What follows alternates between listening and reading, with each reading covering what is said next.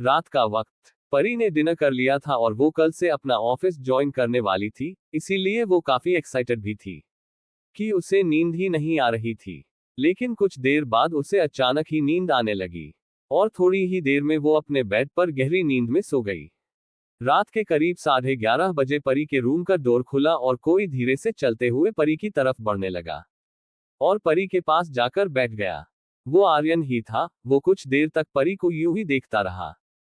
फिर उसने अपने हाथ को आगे बढ़ाते हुए परी के गाल को छूने लगा, जैसे किसी बात पर भरोसा करने की कोशिश कर रहा हो। जैसे ही उसे यकीन हो गया कि ये उसका कोई ख्वाब नहीं बल्कि सच में परी वहां मौजूद है, उसकी काली गहरी आंखें रात के अंधेरे में भी चमक उठी। उसकी उन गहरी आंखों में बहुत सारे इमोशंस नजर आ रहे थे, जिसे वो हमेशा ही दुनिया से छुपा लिया करता था ताकि लोगों के मन में उसके लिए एक डर रहे। लेकिन आज जैसे उसे किसी चीज से कोई फर्क नहीं पड़ रहा था। वो खुलकर अपने इमोशंस शो कर रहा था। बस फर्क ये था कि जिसके लिए ये सारे इमोशंस वो फील कर रहा था, वो इस वक्त गहरी नींद में सो रही थी। आर्यन कभी परी की आईब्रो को छूता, तो कभी उसकी बंद आंखों को, तो कभी उसकी छोटी सी नाक को। उसके हाथ का अंगूठा उसके गालों को छूते हुए उसके पिंक गुलाबी होंठों पर आकर रुक गया। परी के चेरी जैसे होंठों को देखते हुए आर्यन उसके मुलायम होंठों पर अपने अंगूठे के जरिए हल्के हल्के से छूने लगा। अचानक ही उसे अपना गला सूखता हुआ महसूस होने लगा। वो परी के उन चेरी जैसे पिंक गुलाबी होंठों के रस को बड़ी ही शिद्दत से पीना चाहता था। परी के होठों के रस को पीने के ख्याल से ही आर्यन को अपने अंदर गर्मी महसूस होने लगी और उसकी सांसें भी बहुत तेज हो गई थी। वो अपनी नजरें परी के होंठों पर से हटाने की कोशिश करता है, लेकिन बार बार उसकी नजरें उसके चेरी जैसे होंठों पर ही जा रही थी। जब उससे और कंट्रोल नहीं होता तो वो धीरे धीरे परी के होंठों की तरफ झुकने लगता है। उन दोनों के होंठों के बीच केवल 1 इंच का फासला ही रह गया था, जिसे आर्यन पर करने ही वाला था कि तभी उसे रियलाइज हुआ कि परी गहरी नींद में सो रही थी और वो उसके ऐसे सोने का फायदा नहीं उठा सकता था।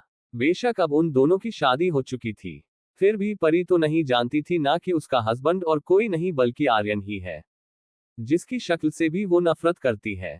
ये ख्याल मन में आते ही आर्यन झट से परी से दूर ही जाता है और दूसरी तरफ अपना चेहरा कर गहरी गहरी सांसें लेते हुए अपने आप को, अपने अंदर के इमोशंस को कंट्रोल करने की कोशिश करता है।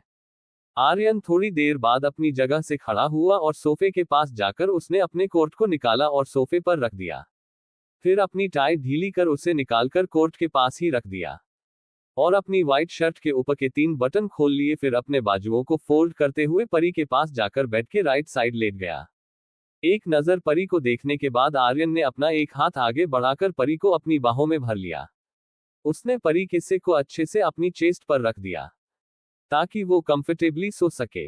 आर्यन अपने एक हाथ से परी के बालों को सहला रहा था तो वहीं अपने दूसरे हाथ से वो परी के गाल को सहलाते हुए बोला, कॉन्ग्रेचुलेशंस मिसेस परी एरियन ओबरॉय, जो मैं चाहता था आज फाइनली वो हो गया।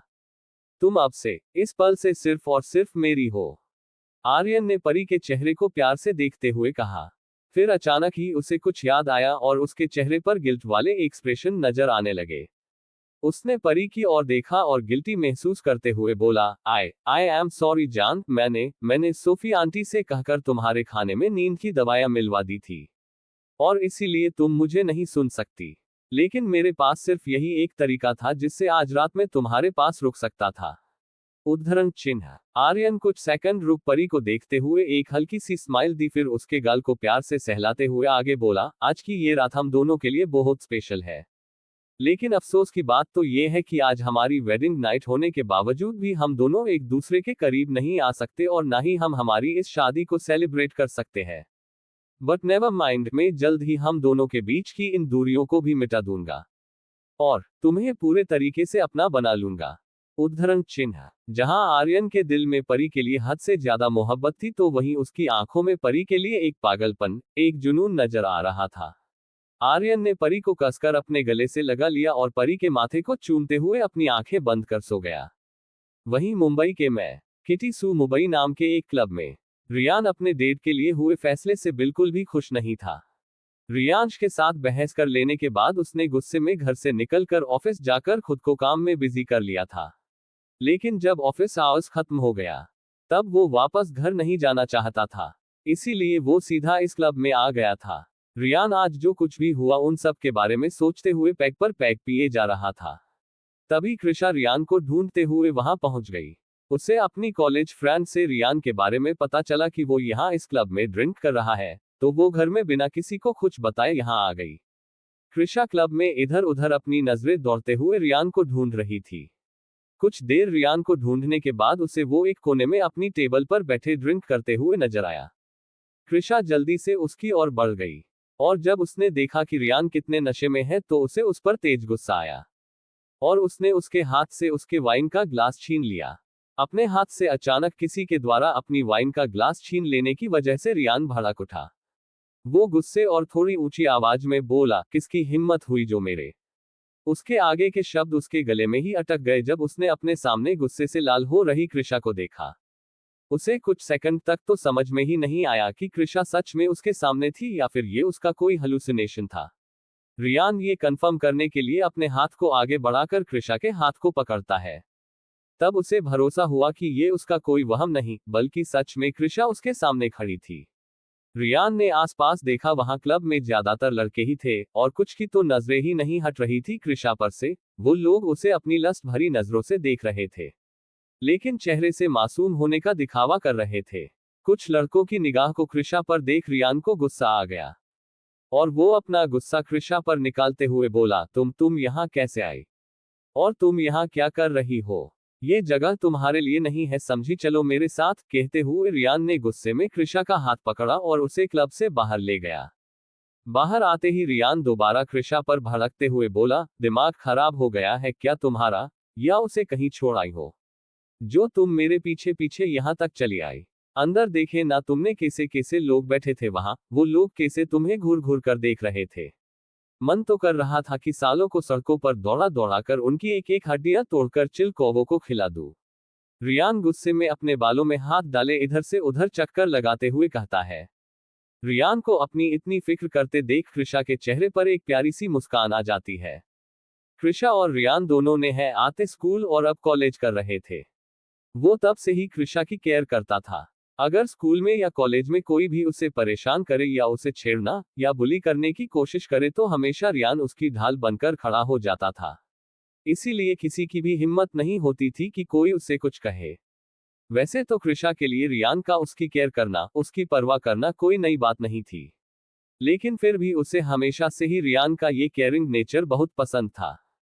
कृषा रियान के पास गई और अपनी गलती मानते हुए बोली, तुम ठीक कह रहे हो रियान, मुझे यहाँ नहीं आना चाहिए था। एंड आई प्रॉमिस कि मैं आज के बाद कभी ऐसी किसी जगह पर नहीं जाऊंगी। लेकिन अब हमें घर जाना चाहिए, ऑलरेडी बहुत रात हो चुकी है, और वैसे भी तुमने ड्रिंक की हुई है, तो हम तुम्हारी कार को यही छोड़ देते हैं। कल ड्राइवर यहाँ से कार ले जाएगा। तुम मेरे साथ चलो, मैं तुम्हें कपूर मेंशन छोड़ देती हूँ। उद्धरण चिन्ह, नहीं, मुझे कहीं नहीं जाना, तुम घर चली जाओ। मैं कहीं नहीं जा रहा, रियान ने कृषा को मना करते हुए कहा। कृषा को समझ नहीं आ रहा था कि वो क्या करे। एक तो रियान ऑलरेडी नशे में था, ऊपर से उसने जिद पकड़ ली थी कि उसे घर वापस नहीं जाना। वो उसे इस हाल में यान अकेला छोड़ भी नहीं सकती थी, और ना ही जबरदस्ती उसे कपूर मेंशन ले जा सकती थी, वरना उसे नशे में देख घर एक और बड़ा हंगामा हो सकता था। कृषा सोचने लगी कि अब उसे क्या करना चाहिए कि तभी उसके दिमाग में एक आइडिया आया कि क्यों ना वो रियान को उसके ही फार्म हाउस ले जाया जाए। वैसे भी वो कभी कभार वहां जाया करता था, तो अगर आज भी वो वहां रुके तो भी किसी को कोई शक नहीं होगा। कृषा अपने आइडिया को फॉलो करते हुए जैसे तैसे कर रियान को बहला फुसलाकर कार में बिठा देती है, और कार स्टार्ट कर भी दोनों रियान के फार्म हाउस के लिए निकल जाते हैं। करीब 1 घंटे तक ड्राइव करने के बाद कृषा एक ग्लास से बने हुए बड़े से फार्म हाउस के गेट के अंदर जाकर कार को पार्किंग एरिया में पार्क कर कार से बाहर निकलती है, और दूसरी तरफ का डोर ओपन कर रियान को बाहर निकलने को कहती है। रियान थोड़ा लड़खड़ाते हुए कार से बाहर निकला, फिर अपने चारों ओर देखते हुए वो अपनी लड़खड़ाती हुई आवाज में बोला, हम कहाँ है? उद्धरण चिन्ह, जहन्नुम में है, और कुछ, कृषा ने थोड़ी ऊंची आवाज में चिढ़ते हुए जवाब दिया। जिस पर रियान ग्लास से बने फार्म हाउस को देखते हुए बोला, वाओ, ये जहन्नुम तो बहुत ही खूबसूरत है। उद्धरण चिन्ह, ये सुन कृषा ने अपना सर पिट लिया। पूरे रास्ते रियान ने उसका दिमाग खा लिया था। वो नशे की हालत में कोई ना कोई उटपटांग सवाल उससे पूछता और जवाब ना देने पर चलती हुई कार से कूद जाने की धमकी देता। तो कभी नशे की हालत में कोई ना कोई बेसुरा गाना सुनाने लग जाता। इन सब से कृषा इतनी ज्यादा इरिटेट हो गई थी। उस वक्त उसका मन कर रहा था कि काश कि वो उसका सर फोड़ पाती, तो कम से कम उसकी हरकतों से उसका सर तो दर्द नहीं करता। कृषा ने रियान को सहारा दिया और वो उसे उसके कमरे में ले गई। फिर उसने उसे बेड पर लेटाया और जाकर उसके पैरों से उसके जूते निकालकर उसे साइड में रख दिया। लेकिन जब उसने अपना सर ऊपर उठाकर रियान को देखा तो वो उसे देख परेशान हो गई। रियान के माथे से पसीना बह रहा था और वो अपने कोट को निकालने की नाकाम कोशिश कर रहा था। उसे ऐसे देख कृषा को समझ में आ गया कि उसे गर्मी लग रही होगी। इसीलिए उसने जल्दी से सारे खिड़की दरवाजे पहले तो बंद कर लिए। उसके बाद फैन ऑन करके आग को भी चालू कर देती है, ताकि जल्दी ही पूरा कमरा ठंडा हो जाए और रियान को थोड़ा अच्छा लगे। लेकिन रियान के चक्कर में अब उसे ठंड लग रही थी, पर उसने इस बात को इग्नोर कर दिया और वापस रियान के पास जाकर उसने उसके कोट को निकालने में उसकी हेल्प की। फिर उसने उसके शर्ट के 3 बटन खोलकर उसे ब्लैंकेट उड़ा दिया। और जैसे ही वो वहां से जाने वाली थी कि रियान ने उसका हाथ पकड़कर उसे रोक लिया। वो उसे तब से नोटिस कर रहा था जब से वो कमरे को ठंडा करने की कोशिश कर रही थी ताकि उसे गर्मी ना लगे। रियान तब से अपनी नशीली आंखों से बस एकटक कृषा को देखे जा रहा था। लेकिन जब उसने देखा कि कृषा उसे वहां अकेला छोड़कर जा रही है, तो उसने बिना किसी झिझक के उसका हाथ पकड़कर उसे रोक लिया। इससे पहले कि कृषा पलटकर रियान से पूछ पाती कि उसने उसे क्यों रोका, कि तभी रियान में कृषा को अपनी तरफ खींचा, जिससे कृषा संभल नहीं पाए और सीधा रियान के ऊपर ही गिर पड़ी। रियान के इस सडन एक्शन से कृषा कुछ रिएक्ट कर पाती उससे पहले रियान उसे लेकर पलट गया। अब कृषा नीचे थी और रियान उसके ऊपर था। जहां कृषा रियान को शॉक्ड एक्सप्रेशन लिए देख रही थी, तो वही रियान उसे अपनी नशीली आंखों से बड़े ही प्यार से देख रहा था। रियान, तुम ये क्या क्या कर रहे हो? उद्धरण चिन्ह अल्पविराम। इससे पहले कि कृषा अपनी बात पूरी कर पाती, रियान ने उसके होठों पर अपने होंठ रख उसे चुप करवा दिया। कृषा तो उसके इस एक्शन से बर्फ की तरह जम सी गई।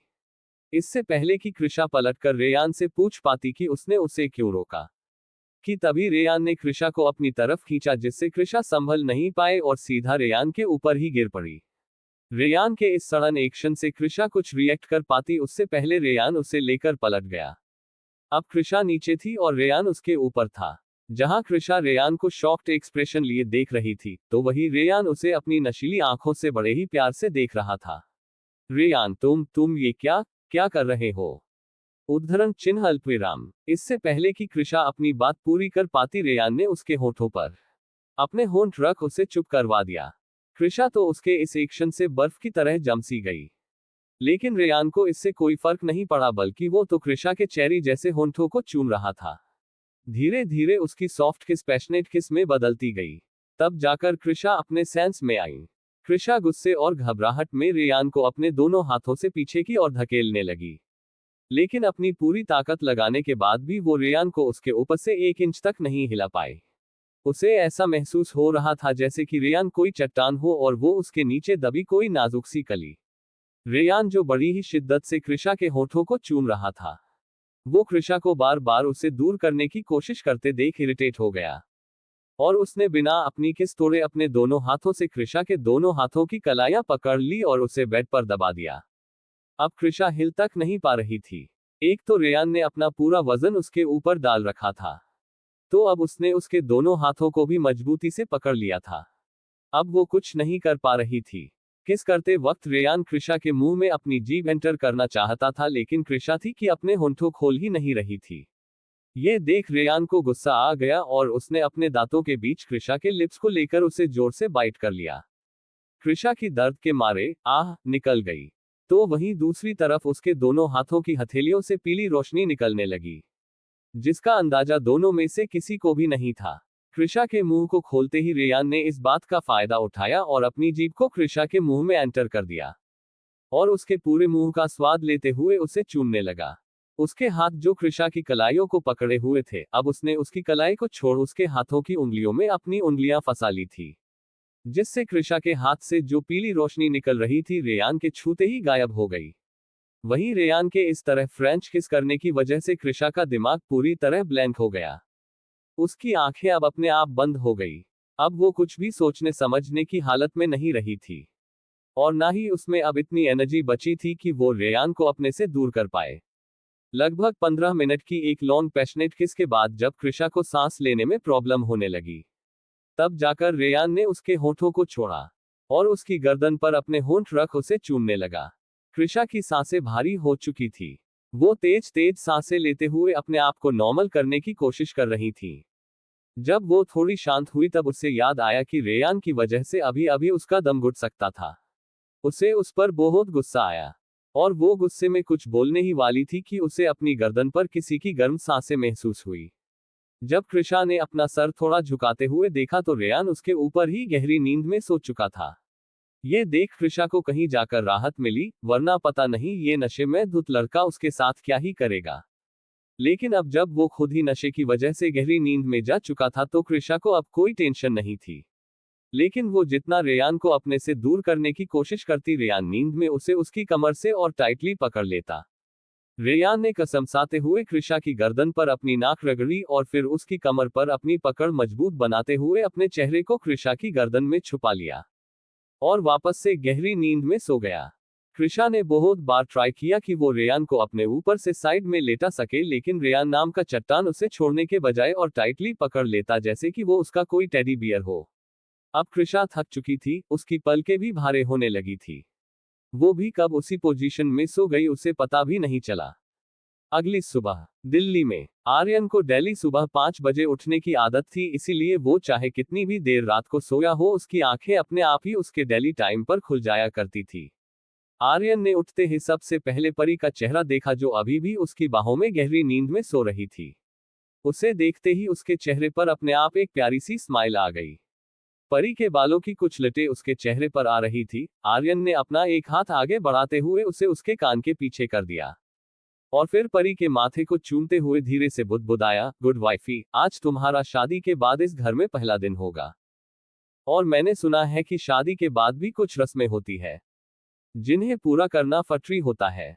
उसे ये याद आते ही अपनी फैमिली और कुछ पुरानी यादें उसके दिमाग में घूमने लगी।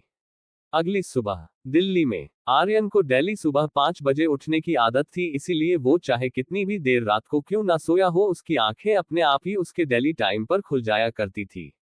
आर्यन ने उठते ही सबसे पहले परी का चेहरा देखा जो अभी भी उसकी बाहों में गहरी नींद में सो रही थी। उसे देखते ही उसके चेहरे पर अपने आप एक प्यारी सी स्माइल आ गई। परी के बालों की कुछ लटें उसके चेहरे पर आ रही थी। आर्यन ने अपना एक हाथ आगे बढ़ाते हुए उसे उसके कान के पीछे कर दिया और फिर परी के माथे को चूमते हुए धीरे से बुदबुदाया, गुड मॉर्निंग वाइफी, आज तुम्हारा शादी के बाद इस घर में पहला दिन होगा। और मैंने सुना है कि शादी के बाद भी कुछ रस्में होती है जिन्हें पूरा करना जरूरी होता है। ये कहते हुए उसे कुछ याद आया। उसे अपनी फैमिली और कुछ पुरानी यादें उसके दिमाग में घूमने लगी, जिससे उसकी आंखों के कोने भीग गए।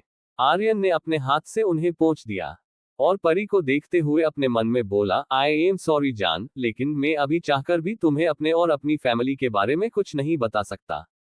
बट आई प्रॉमिस सही समय आने पर मैं तुम्हें अपने अतीत के, अपनी फैमिली के बारे में सब कुछ बता दूंगा, लेकिन अभी नहीं। उद्धरण चिन्ह। आर्यन ने परी के माथे को चूमते हुए बड़बड़ाया, आज तुम्हारी जॉब का पहला दिन है, ऑल द बेस्ट। आर्यन ध्यान से अपनी जगह से उठा और परी को अच्छे से ब्लैंकेट ओढ़ाकर सोफे की तरफ गया।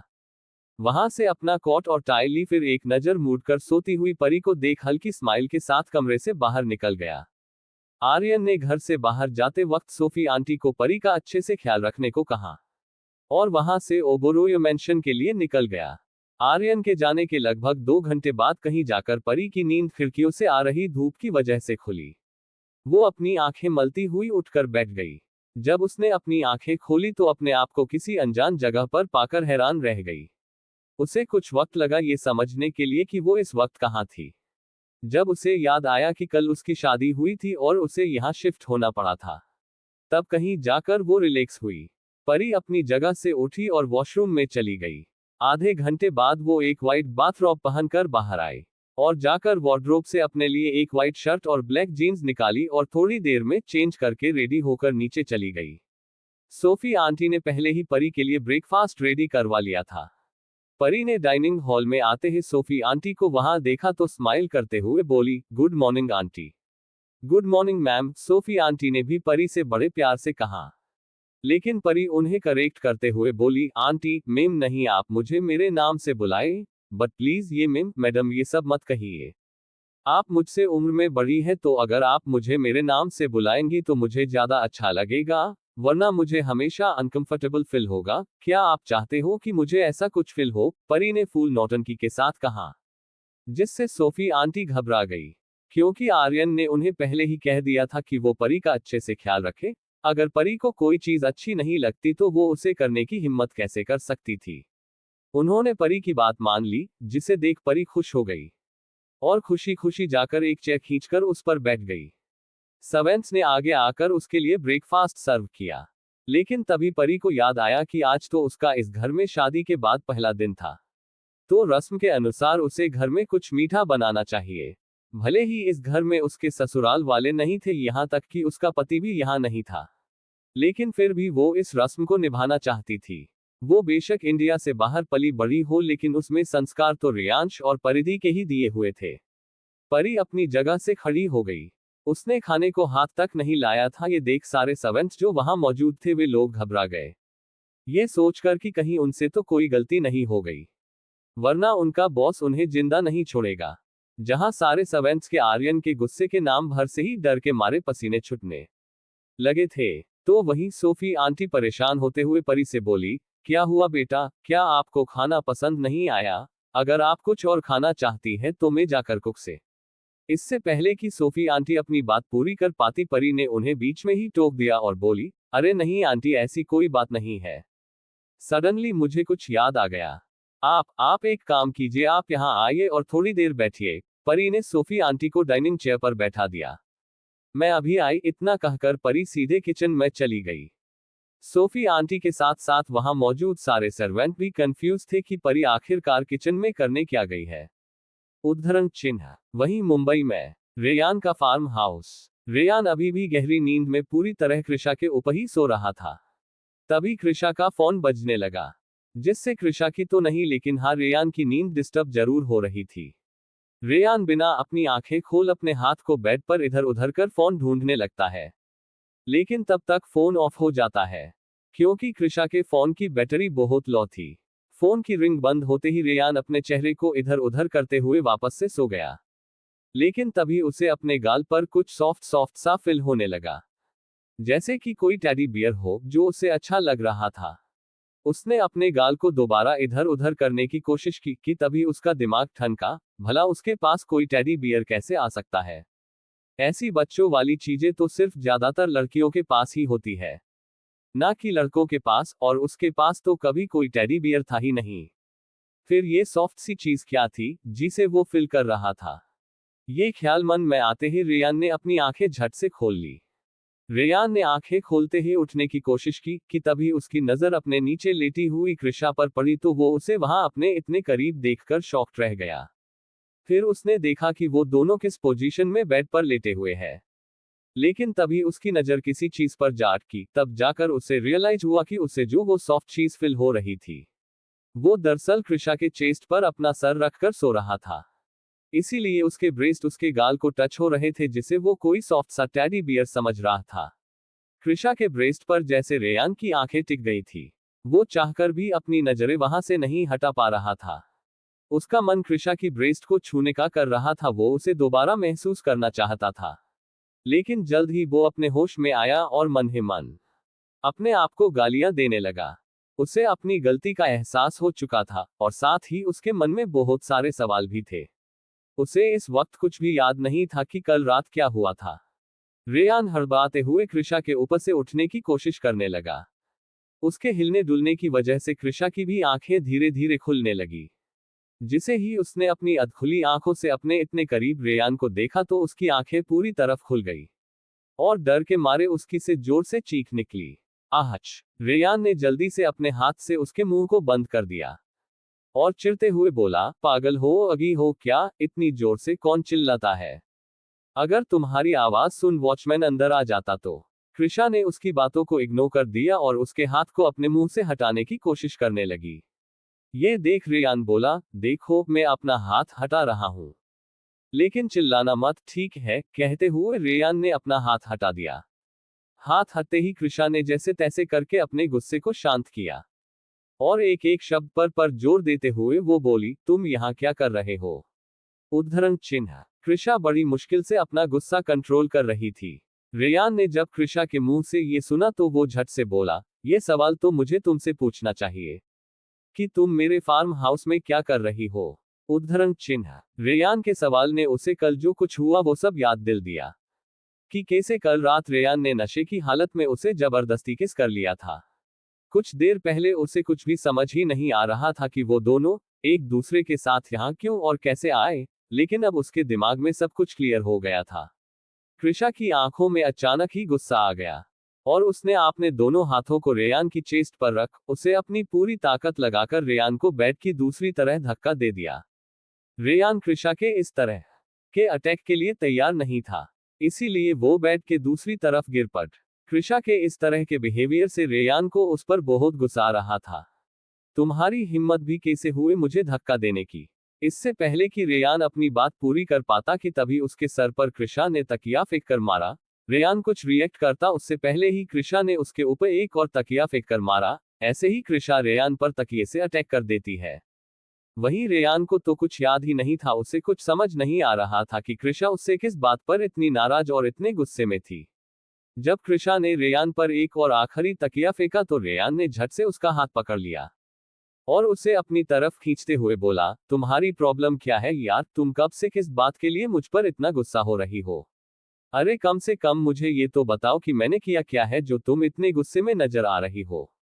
कृषा ने उसे घूरकर देखा और उससे अपना हाथ झटके से छुड़वा लिया और बोली, डोंट टेल मी कि तुम्हें पता नहीं है कि तुमने कल रात क्या किया था। मेरे सामने ना इतने भोले भाले बनने की जरूरत नहीं है, समझे?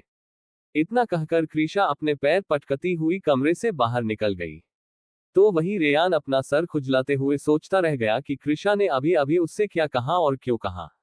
उद्धरण चिन्ह। दिल्ली में आधे घंटे बाद परी अपने हाथ में एक ट्रे लेकर आए जिसमें एक बाउल ढका हुआ था। उसने उसे डाइनिंग टेबल पर रख दिया। सोफी आंटी के साथ साथ वहां खड़े सभी सर्वेंट्स भी कंफ्यूज थे। बेटा ये क्या है? सोफी आंटी ने कंफ्यूज होकर पूछा, जिस पर परी ने कुछ बोलने के बजाय बाउल का ढक्कन खोला, उसमें खीर थी, जिसे देख सब हैरान रह गए। आंटी, आज मेरा इस घर में शादी के बाद पहला दिन था और रस्म के अनुसार मुझे कुछ मीठा बनाना चाहिए ना, इसीलिए मैंने सबके लिए ये खीर बनाई है। आप चखकर बताइए कि मैंने खीर कैसी बनाई है। परी ने एक छोटे से बाउल में खीर को निकालते हुए कहा और उसे सोफी आंटी के सामने रख दिया। सोफी आंटी खित खाने से हिचकिचा रही थी। वो बोली, बेटा मैं ये कैसे खा सकती हूँ? मैं तो इस घर की सिर्फ। परी ने उनकी बात को बीच में ही काटते हुए कहा, आंटी मैंने आपको सबसे पहले खीर इसीलिए सर्व की क्योंकि यहाँ आप सबसे बड़ी हो, तो सबसे पहले मेरे हाथों की बनी खीर आपको ही खानी चाहिए। अब ज्यादा मत सोचिए और खाकर बताइए कि किसी बनी है। परी की बातें सुन आंटी की आंखें नम हो गई। उन्होंने पहले टिश्यू पेपर से अपनी आंखें साफ की और फिर खीर खाए। जैसे ही उन्होंने एक चम्मच खीर खाए उनके चेहरे पर हैरानी और खुशी के मिले जुले एक्सप्रेशन नजर आ रहे थे। वो अपनी आंखों में चमक लिए खुशी से बोली, वाओ, ये खीर तो बहुत ही स्वादिष्ट बनी है।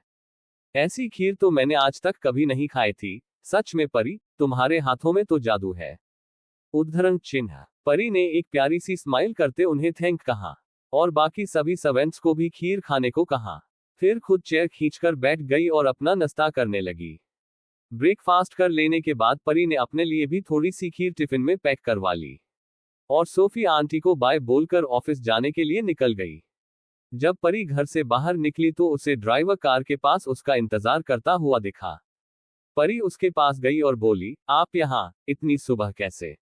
उद्धरण चिन्ह। ड्राइवर ने पहले तो परी को ग्रिट किया, फिर वो उसे समझाते हुए बोला, मेम सर ने मुझे ऑर्डर दिया है कि आपको जहां भी जाना हो मैं आपको वहां ले जाऊं, आपको कोई टैक्सी या रिक्शा करने की जरूरत नहीं है।